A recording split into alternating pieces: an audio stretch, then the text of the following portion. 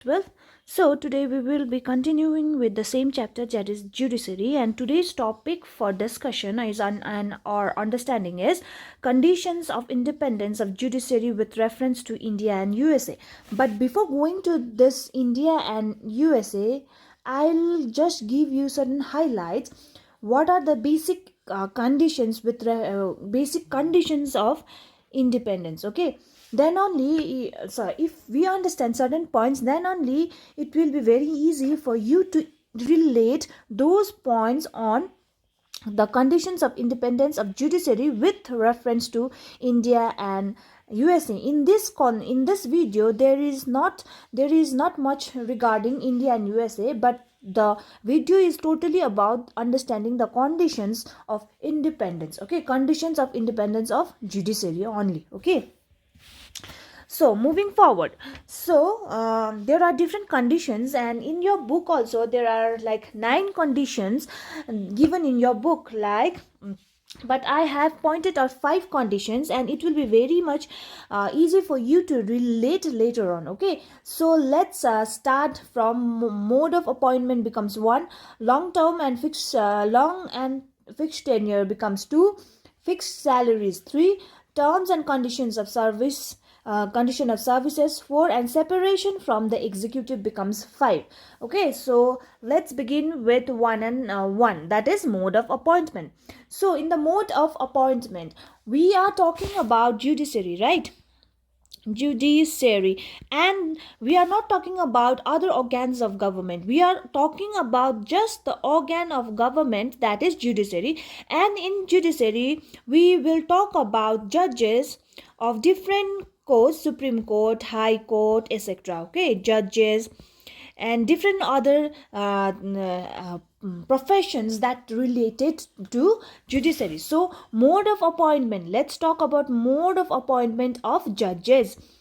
So the independence of judiciary is determined to a great extent by the mode of appointment of its members. So you need to be very precise about whom the appointment is made. The appointment is made to the members, because we need to choose very good persons in the body of judiciary. So the independence of judiciary is determined to a great extent by the mode of appointment of its member.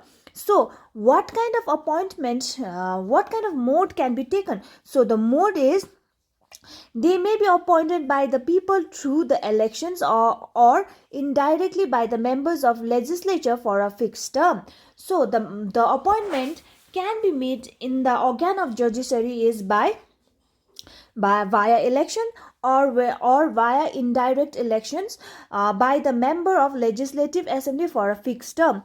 So they may also be appointed by the head of state through nomination. So head of state means president. Head of state means president also, via nominations. So the appointment in the first 2 modes of appointment. Now, first 2 modes of appointment, the judges will remain at the mercy of the political parties. So now first appointment, this one. Now we are talking about first appointment and second appointment, right?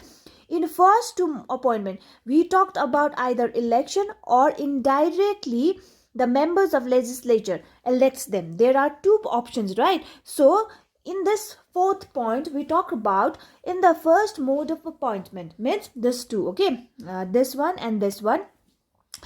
It says that judges will be at the mercy of political parties. So if the political parties is very strong, and the relation of that particular person with the political party is very good, then he will remain in the office, because they have elected them, and and this one, the last case. Okay, the head of the appointment, the head of the state means they will be at the mercy of head of the state who has appointed them. So in first, they will be in the mercy of political parties, and in other one, they will be in the mercy of president. See, so the mode of appointment, I think that you are clear with it. Now let's continue with the same mode of appointment. Okay, the best mode of appointment is impartiality. Now, the mode of appointment we have already discussed, but the mode of appointment in the judiciary, in the organ of government, this should be impartial. They should be, appointment should be very impartial. Impartiality, okay, impartiality should be the main agenda, that the head of should nominate qualified and reputed person. So in judiciary, non-qualified and criminal people can't hold a power or position in the judiciary, because how that corrupt person can give justice. So in the mode of appointment, the head of the head of the state, president, sees that they should have, like the presidency, is that they should have qualified reputation, qualified in education as well as in reputation also. So there should be impartiality. The legislature should approve the nomination. Not only the head of state will say, but the legislature, which is the lawmaking organ of the body, lawmaking organ of the government, should and say that, okay, now this person is finalized for for holding such and such power and position in judiciary. So legislature should approve the nomination. The power to remove them should neither be in the hands of executive, nor they should be removed by the legislature in the ordinary manner. Now, once appointed, the removal, okay, in the pretext of certain kind of things, the removal, the judges or the person who is holding supreme power and position in judiciary cannot be removed simply. Okay, it is not in the hands of executive, though it can be, they should be removed, they should be removed by legislature in an ordinary manner. Means there should be very much hearing, debate, talk, and cases upon that particular person should be clear, then only the removal is done, not in ordinary manner. So if a person is there and he has done certain, if a judge is there, okay, and if he has done certain nuisance things, that he has not giving, he is very impartial, and as well as he is not giving justice to every person, then the person can be removed. But that removal also can't be very easy. So it is not in the removal is not in ordinary manner. Their removal should via through impeachment. The removal of judge or the position of a people that are holding in a judiciary can be done via impeachment. So you can understand, I know you have the meaning of impeachment, but also I'm making you clear. Let's understand the meaning of impeachment. So impeachment is a process, okay, it's a process. It is a process by which legislature or legislative body or other legally constituted body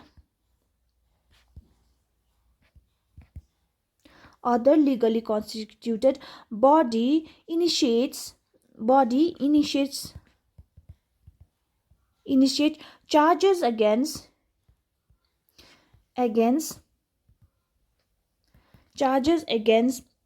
a public official on context in the context of misconduct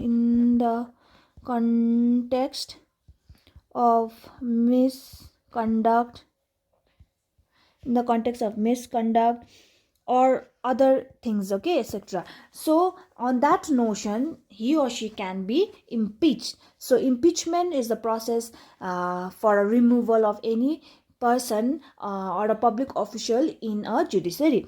Only this way it ensures the independence and impartiality can be secured.